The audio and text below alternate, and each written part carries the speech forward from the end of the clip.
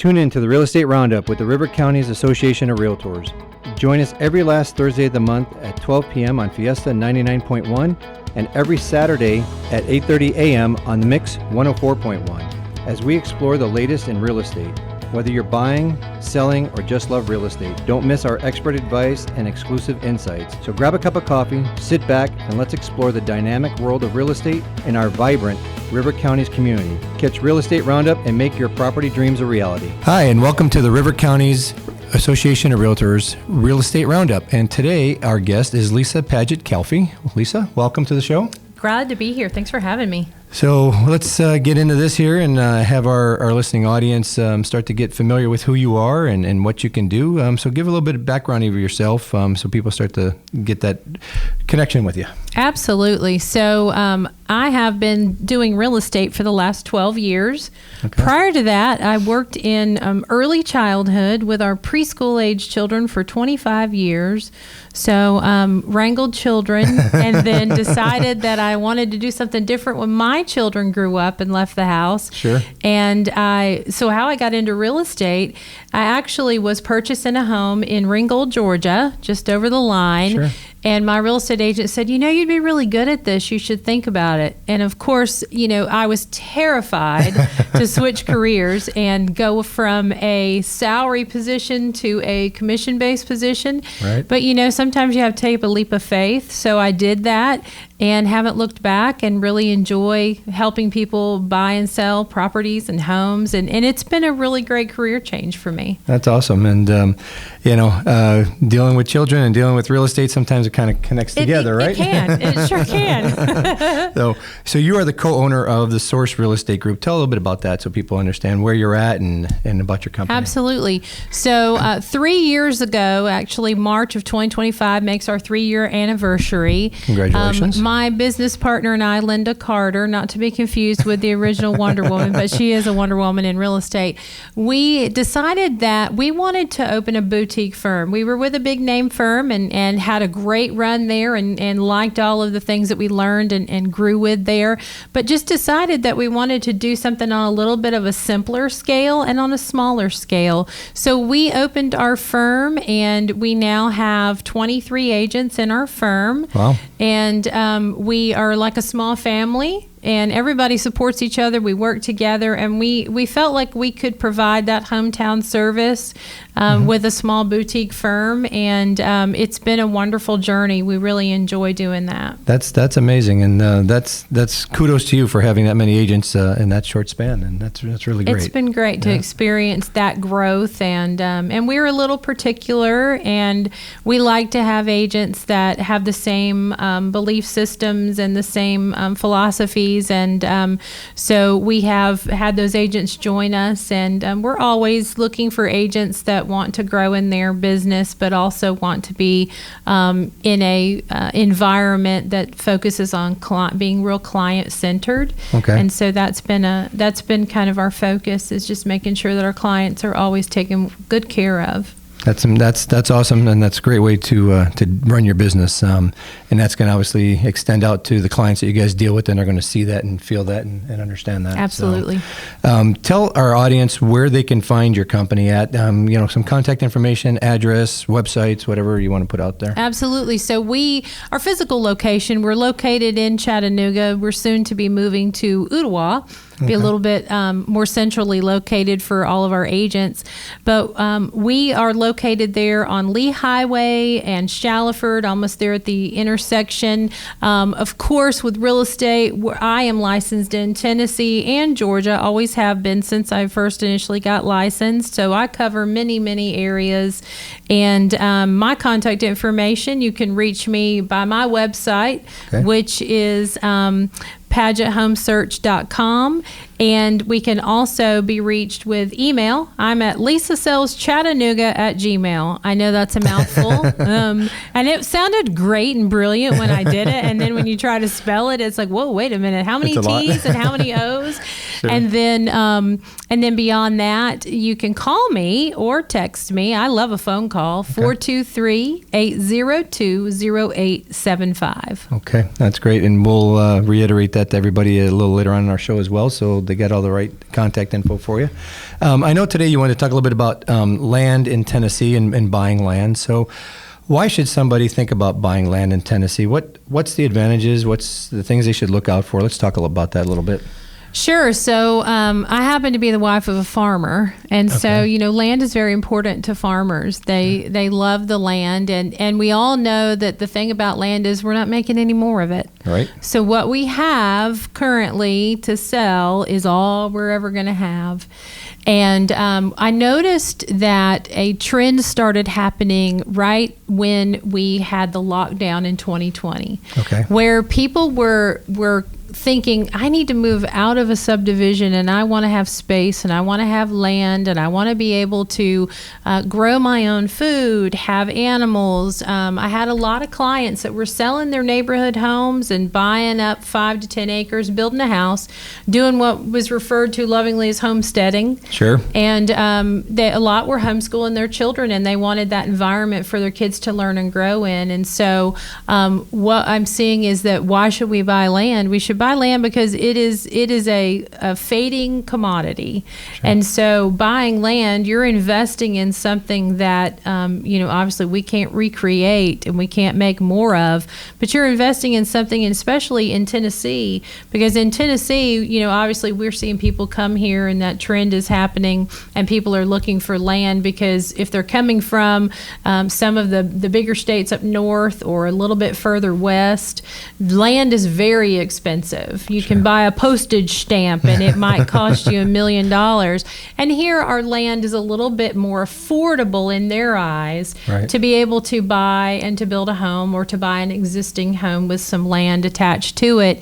And we also in Tennessee, we have some tax breaks whenever you're buying land. So we have what's called the Greenbelt tax break.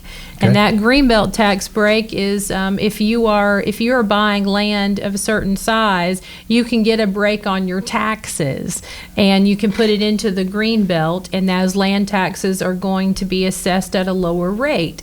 So that is something that is definitely appealing when you're buying land in the state of Tennessee, is to be able to take some of those tax advantages. I just learned something there. I did not know about that. So there you go. And I hope our audience just learned that as well.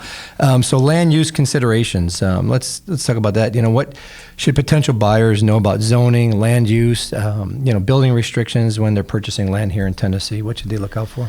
Well, I think it's very, very important to know what you want to use the land for before you even start the process of looking. So if you're going to want to build, let's say you decide you want to build a tiny home. We've seen a trend in that. Tiny homes can be built on site, or they can be prefab and brought in.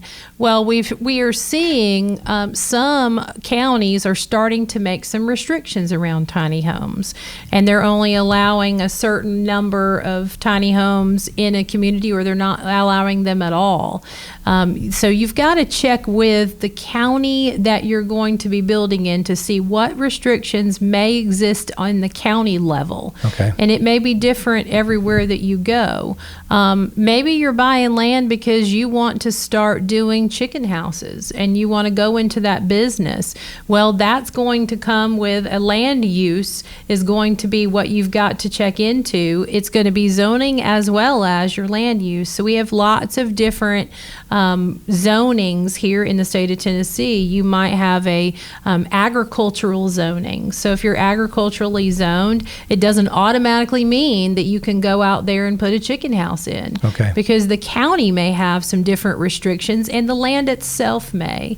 So when someone buys land, they could have bought that land 40 years ago, and when they became that landowner, they went and they said, I want that deed to be restricted so that there can be no chicken houses on this land ever.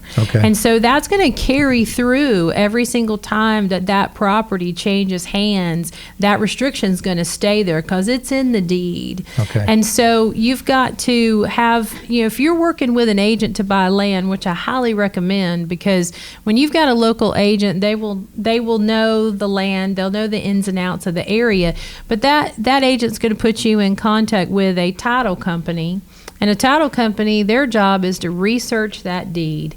And part of that research is figuring out what restrictions may be on that deed for what you can and cannot do with that land. Okay. And so before they go and say, this is the piece that I want to set up my forever home on, but my forever home, I actually want to build I want a mobile home to be put on here.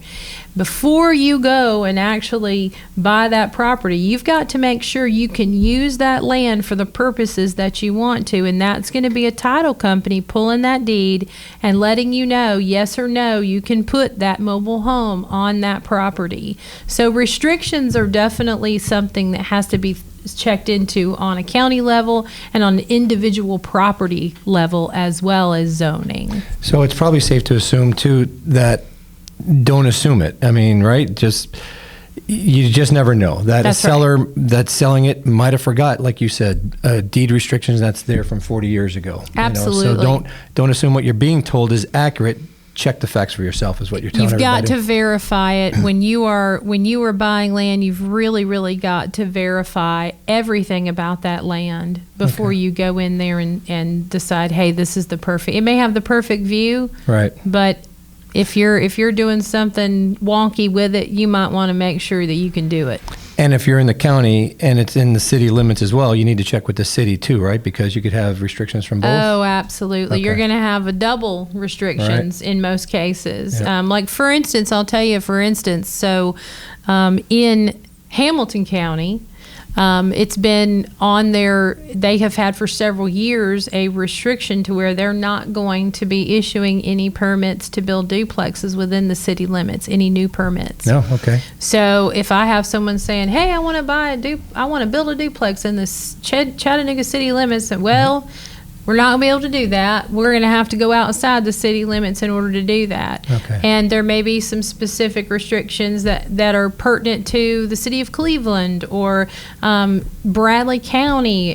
Georgia's going to have a different set of restrictions if you're in that little tri-state area there and looking to build. So all those things come into play. Yeah, definitely. And just, do your homework as much as you can. Yes. And as you said, get somebody that knows how to help you buy land so they can check all that Absolutely. for you. So let's talk about the financial aspect a little bit. How does the process of financing land purchases differ from buying a home? And, what should the buyers prepare for financially? So when you are purchasing land, you're not going to be doing a traditional type loan that you would do on a home. Okay. So when you're going to buy land, you're going to have to go to someone that is typically going to be a local bank. You're gonna get a land loan, and if you're gonna build, they offer different products. So let's say that you are gonna build right away on this piece of land. Sure. Sometimes they can do a package loan. So you're doing a land and a construction loan all together. Okay. And you're gonna purchase the land first, but the construction loan's gonna be wrapped into that. So those are different options. We have some rural lenders that typically are lending to farm type things, but some of them are going to be able to lend to you if you have at least 5 acres or more. They have some really good products, and most of those are actually where you become a member of that particular it's a co-op type thing, and then you get residuals going forward, so it's kind of a win-win. Okay. So you may be paying that interest in, but you're going to get that residual check back. You could get part of that interest back in that residual check. And so we've got lots of different options. When going into doing a land loan, you should probably anticipate that you're going to be putting 20% down of the land cost. It is not going to be zero down like sometimes we can do on an actual mortgage. Sure. So I've seen some lenders that will do an actual appraisal on the land, and then other lenders will consider what the actual tax assessment is, and they will lend only on the tax assessment, and then you're going to make the difference up with the down payment. So lenders are going to vary about how they treat land, and I think you've got lots of different options.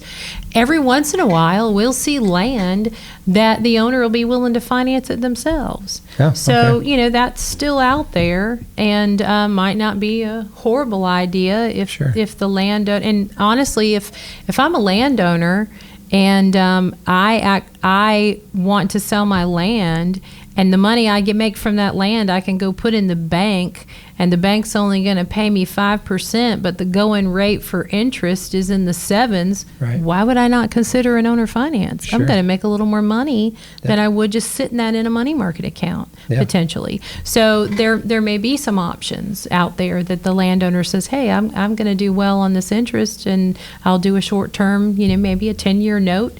And that might work out really well for someone that is self-employed, that is a little bit more difficult to go to the bank and lend money. And so I think you've got a lot of options when it comes to land. You just have to go down that traditional path of going to a bank. Okay. And it sounds like you got the expertise to get them down the right road and figure out all their options. Yeah, I love doing land. Land is fun. It sounds like it, yes. And it's fun when you can get in the side by side and go trompsing around on the land. And Sure. I always have a pair of boots in the back of my vehicle because I'll never forget the one time I went to go show some land, and I had to get out and open the gate, and I got there before the client, and my mud boots were in the very back of my SUV. Well, I opened the door, and it had rained a lot. There was probably at least a foot of mud that I was going to sink into.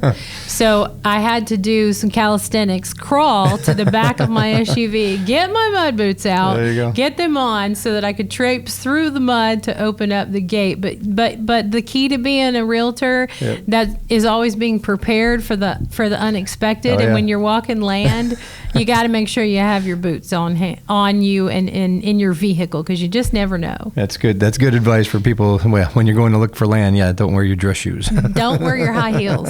So let's talk a little bit about due diligence. We talked about that you should check the county and the deeds and all that stuff, but there's other things that they should check too. So, so before closing on the land, such as soil tests, surveys, utility, sometimes people don't think about that, and then the utilities are 2 miles down the road. So let's talk a little bit about that for what they should look out for in their due diligence. So I feel like land is one of those things. You have a little bit more due diligence with land than you possibly do with a home. You're going to get a home inspector to come in and do all that kind of due diligence stuff for you when you're purchasing a home. But when you're purchasing land, you've got to know that land is going to be useful for what you're trying to do with that land. And so you want to, first, you've got to have a soil scientist come out and do a soil test.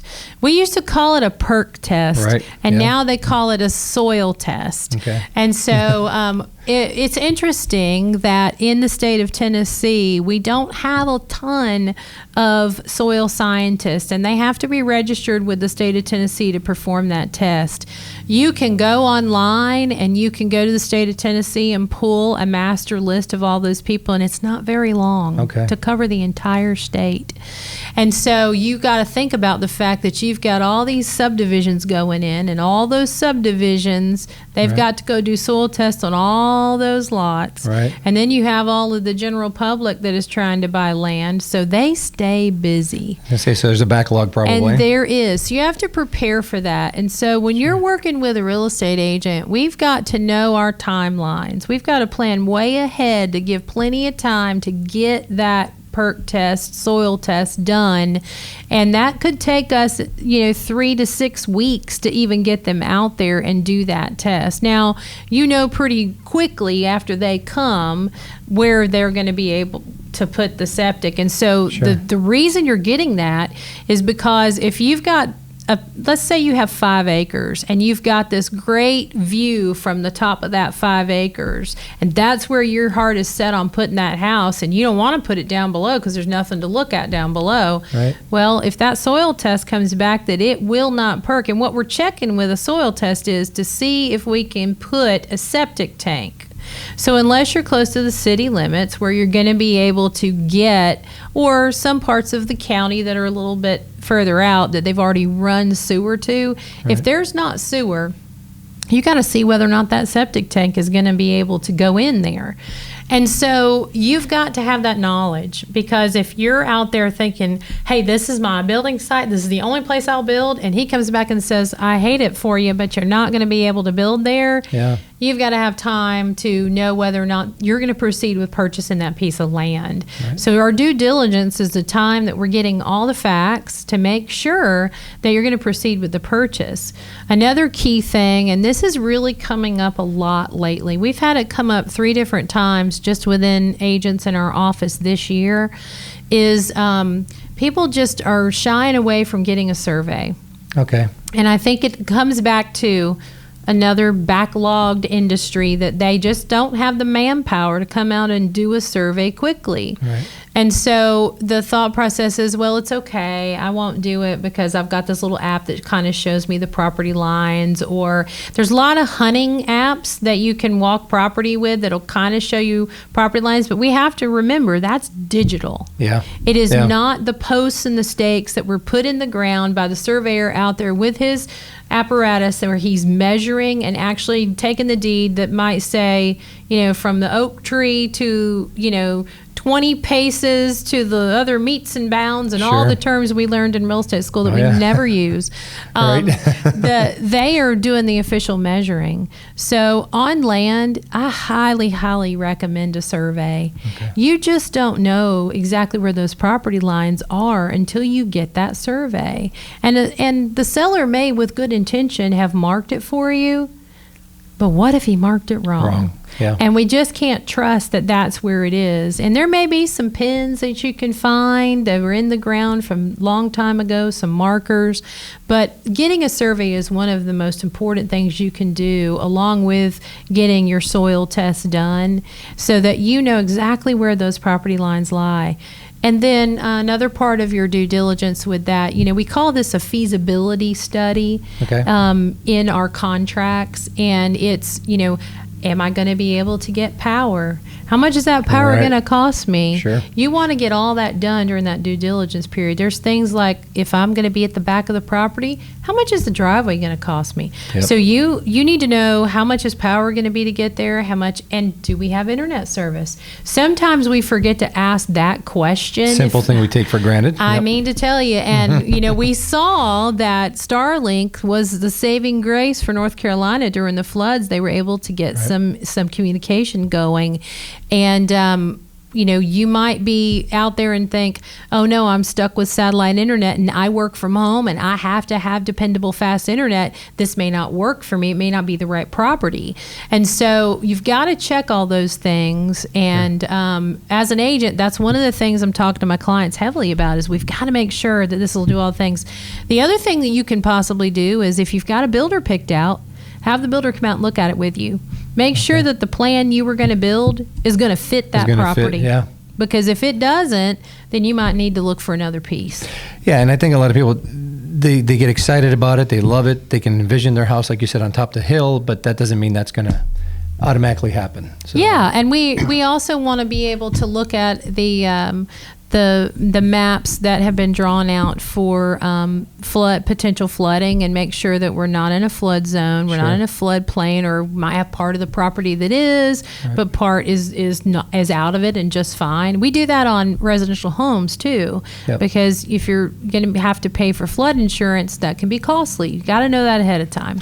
And I agree with you with the survey because I've been in this business for 30 plus years too, and you can never take any of that for granted. And plus, you don't want a neighbor encroaching on your property or whatever. At least if and you got you're going to be good to go if somebody ever does. Absolutely. So. You may have a right of way or an easement going through the property. Those are all things that you want to know ahead of time. So when we're doing a home purchase, we might have 10 to 14 days of a home inspection, but we're doing way more than that with a feasibility study because we got a lot to look at. Yep, definitely. And there's a lot of information.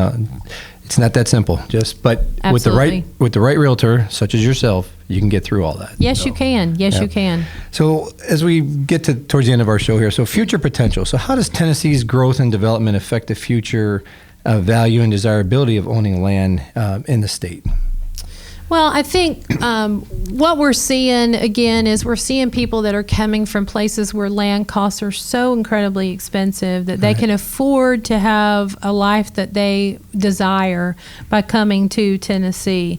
Now, are we experiencing fast growth? Yes, we are. Right. We are experiencing tremendous growth. And we still have smaller communities throughout the state that are not going to grow as fast because of their location to a larger city. Right. But you take Cleveland, for example.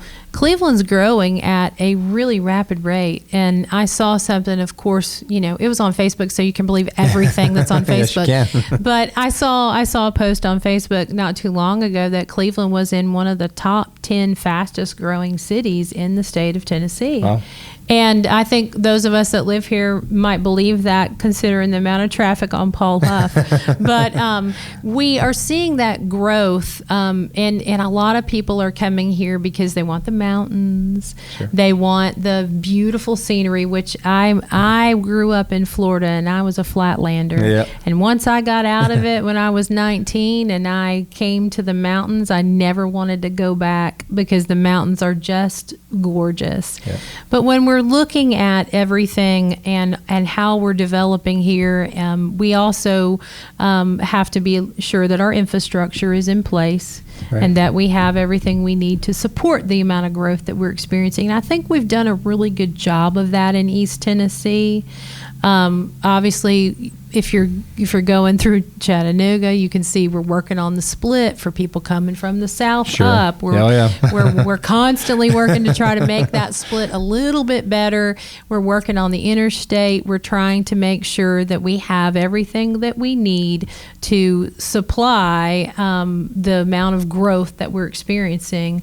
Builders are still building new neighborhoods. Right. Things are still on the go because you know what? People still are getting married. They're starting their families. They're downsizing.